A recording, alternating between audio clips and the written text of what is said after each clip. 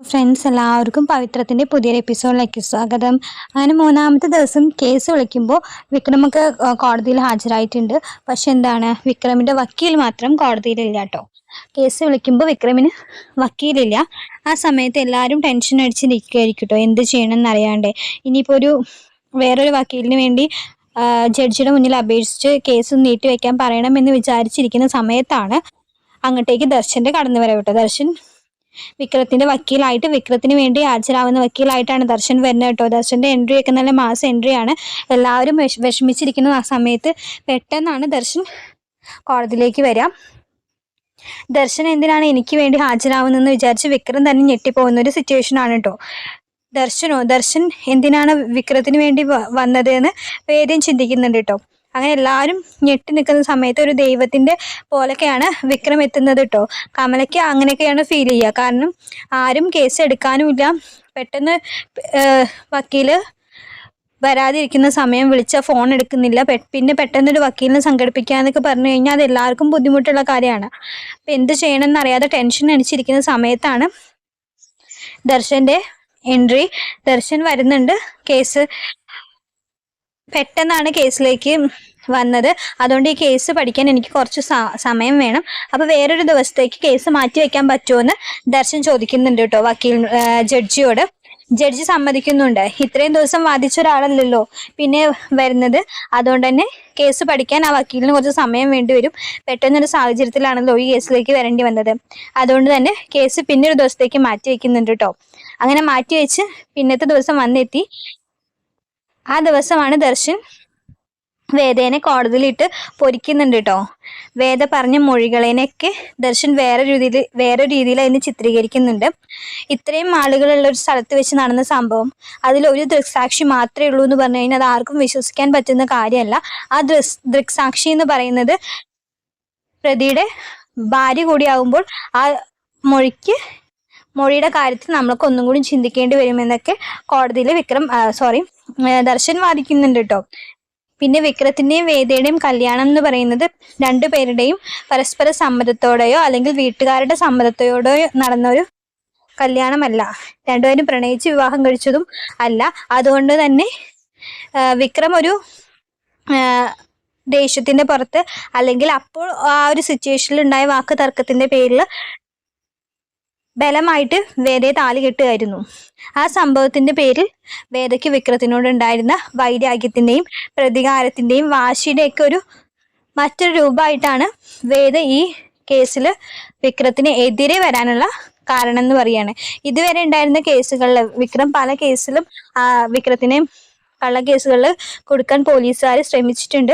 പക്ഷെ ആ കേസിലൊക്കെ വിക്രത്തിനെ പുറത്തു കൊണ്ടുവരാൻ മുന്നിൽ നിന്നിരുന്ന ആളായിരുന്നു വേദ എന്ന് പറയുന്നത്. വേദ ശങ്കരനാരായണൻ എന്ന് പറയുന്ന കുട്ടി. ആ കുട്ടി പെട്ടെന്നൊരു ദിവസം വിക്രത്തിനെതിരെ നിൽക്കുകയാണ്. വിക്രത്തിനെ പൂട്ടാൻ വേറെ ഒരു വഴിയില്ലാണ്ട് പോലീസുകാർക്ക് കൈ കിട്ടിയ ഒരു കേസ്. അപ്പൊ അതിൽ എവിടെയെങ്കിലും ഒരു സാക്ഷി വേണം. അതിനാണ് വേദയെ അവർ സാക്ഷിയാക്കിയത്. അപ്പൊ വിക്രവും ഭാര്യയും ഭർത്താവും തമ്മിലുള്ള പേഴ്സണൽ പ്രശ്നത്തിന്റെ കോടതി വരെ എത്തിച്ചിരിക്കുകയാണ് വേദ എന്ന് പറയുന്ന പെൺകുട്ടി. ഈ പെൺകുട്ടി ന്യായത്തിന്റെയും സത്യത്തിന്റെയും ഭാഗത്തൊക്കെ നിൽക്കുന്ന ആളാണ്. ഈ സംഭവം നേരിട്ട് കണ്ട ആ സ്പോട്ടിൽ ആ സമയത്ത് വേദ അവിടെ ഉണ്ടായിരുന്നുവെങ്കിൽ വേദയ്ക്ക് ആ ക്രൈം നടക്കുന്നത് തടയാൻ പറ്റുമായിരുന്നു. അല്ലെങ്കിൽ വേദ ഇത്രയൊക്കെ തെറ്റുകൾ നടക്കരുത് എന്നൊക്കെ വിചാരിക്കുന്ന ഒരാളാണെങ്കിൽ വേദയ്ക്ക് ആ സിറ്റുവേഷൻ അങ്ങനെ ഹാൻഡിൽ ചെയ്യാമായിരുന്നു. വേദ എന്തുകൊണ്ട് അത് തടയാൻ ശ്രമിച്ചില്ല? വേറെ ഒരാളല്ല അത് ചെയ്തിട്ടുണ്ടായിരുന്നത്, താങ്കളുടെ ഭർത്താവ് തന്നെയാണ് അത് ചെയ്തത്. അപ്പൊ എന്തുകൊണ്ട് വേദ അത് തടയാൻ ശ്രമിച്ചില്ല എന്ന് ദർശൻ ചോദിക്കുന്നുണ്ട് കേട്ടോ.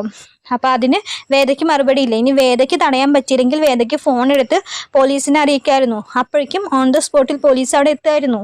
അപ്പൊ ഈ പ്രശ്നം ഇത്രയും ആവുമായിരുന്നില്ല. അല്ലെങ്കിൽ ഇപ്പോ ഹോസ്പിറ്റലിൽ കിടക്കുന്ന ആ പയ്യന്റെ സിറ്റുവേഷൻ ഇത്രയും മോശമാവുമായിരുന്നില്ല. ഇനി വിക്രം അത് ചെയ്ത കാര്യമാണെങ്കിൽ ആ പയ്യന്റെ സിറ്റുവേഷൻ ഇത്രയും മോശമാവാൻ ചാൻസ് ഇല്ലായിരുന്നു. അപ്പൊ ഒരു ജീവൻ രക്ഷിക്കാനാണ് വേദ നോക്കിയിരുന്നെങ്കിൽ വേദയ്ക്ക് ഇങ്ങനെയൊക്കെ ഒരു ഓപ്ഷൻസ് ഉണ്ടായിരുന്നു. അതൊന്നും എന്തുകൊണ്ട് വേദ സ്വീകരിച്ചില്ല എന്ന് ചോദിക്കുമ്പോൾ വേദയ്ക്ക് അതിനൊന്നും മറുപടി ഇല്ലാട്ടോ. അപ്പൊ ആ സ്പോട്ടിൽ വേദ ഉണ്ടായിരുന്നു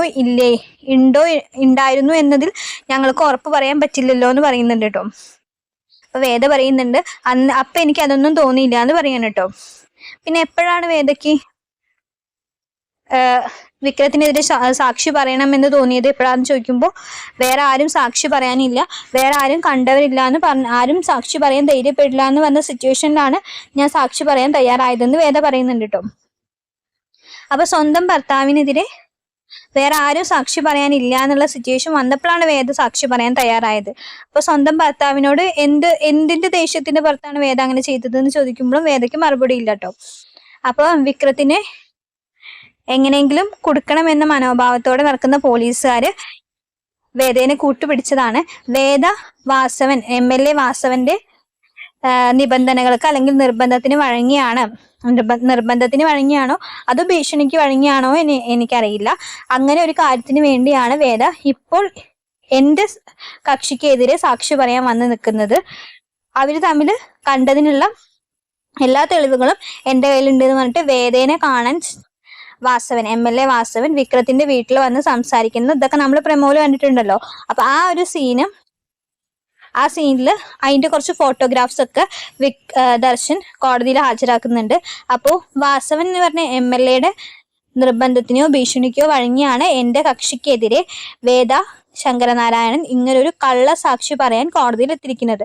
ഇവര് തമ്മിലുള്ള ഭാര്യയും ഭർത്താവും തമ്മിലുള്ള പേഴ്സണൽ പ്രശ്നങ്ങൾ കോടതിയിലേക്ക് വേറെ രീതിയിൽ വലിച്ചിഴക്കപ്പെടുകയാണ്. അതുകൊണ്ട് തന്നെ ഈ സാക്ഷിനെ കൂറുമാറിയതായിട്ടോ അല്ലെങ്കിൽ ഈ സാക്ഷിനെ ഈ കേസിൽ ഉൾപ്പെടുത്താൻ പറ്റില്ല എന്ന് ദർശൻ വാദിക്കാൻ കേട്ടോ. അത് കോടതി അംഗീകരിക്കുന്നുണ്ട് കേട്ടോ. ഇത്രയും ആൾക്കാർ ഉള്ള ഒരു മാർക്കറ്റിൽ നടന്ന സംഭവത്തിൽ ഒരു സാക്ഷി മാത്രമേ പോലീസിന് ഹാജരാക്കാൻ കഴിഞ്ഞുള്ളൂ എന്നത് ഒരിക്കലും വിശ്വസനീയമായ ഒരു കാര്യമല്ല. ആരെങ്കിലും 2-3 പേരെയും കൂടി ഹാജരാക്കാൻ കഴിഞ്ഞാൽ വിക്രത്തിനെതിരെ കേസെടുക്കാം. ഈ കേസ് ഒന്നുകൂടി അന്വേഷിച്ച് വിക്രം കുറ്റക്കാരനാണെന്ന് അന്ന് തെളിയുകയാണെങ്കിൽ വിക്രത്തിനെതിരെ വീണ്ടും നമുക്ക് കേസെടുക്കാം. അതുവരെ വിക്രത്തിനെ ജാമ്യത്തിൽ വിടുന്നു പറഞ്ഞിട്ട് ജാമ്യം അനുവദിക്കാൻ കേട്ടോ. അപ്പോൾ വേദയുടെ സാക്ഷി മൊഴികളൊക്കെ അവിടെ ഒന്നും അല്ലാണ്ടായി പോവാണ്. വിക്രത്തിനെ അങ്ങനെ ദർശൻ ജാമ്യത്തിൽ ഇറക്കുന്നുണ്ട് കേട്ടോ. അപ്പൊ ഇതിനൊക്കെ കാരണം എന്ന് പറയുന്നത് ദർശൻ ഈ കേസിലേക്ക് വരാനുള്ള കാരണം ശങ്കരനാരായണനാണ് കേട്ടോ. ദർശൻ ഈ കേസിൽ വിക്രത്തിന് വേണ്ടി വാദിക്കാൻ കാരണക്കാരനാവുന്നത് ശങ്കരനാരായണനാണ്. ശങ്കരനാരായണൻ വിക്രം ചെയ്ത ഈ തെറ്റിന്റെ സത്യാവസ്ഥ മനസ്സിലാക്കുകയും അതില് ന്യായമുണ്ടെന്ന് മനസ്സിലാവുകയും ചെയ്തതുകൊണ്ടാണ് വിക്രം ഈ കേസിൽ ശിക്ഷിക്കപ്പെടരുതെന്ന് ശങ്കരനാരായണന് നിർബന്ധമുള്ളതുകൊണ്ടാണ് അയാൾ ദർശനെ കാണുകയും ദർശനോട് ഈ കേസിൽ ഹാജരാവാൻ അഭ്യർത്ഥിക്കുകയും ചെയ്യുന്നത് കേട്ടോ. അങ്ങനെ ശങ്കരനാരായണന്റെ നിർദ്ദേശപ്രകാരമാണ് ദർശൻ ഈ കേസിലേക്ക് വരുന്നതും ദർശൻ വിക്രത്തിനെ പുറത്തിറക്കുന്നതും കേട്ടോ.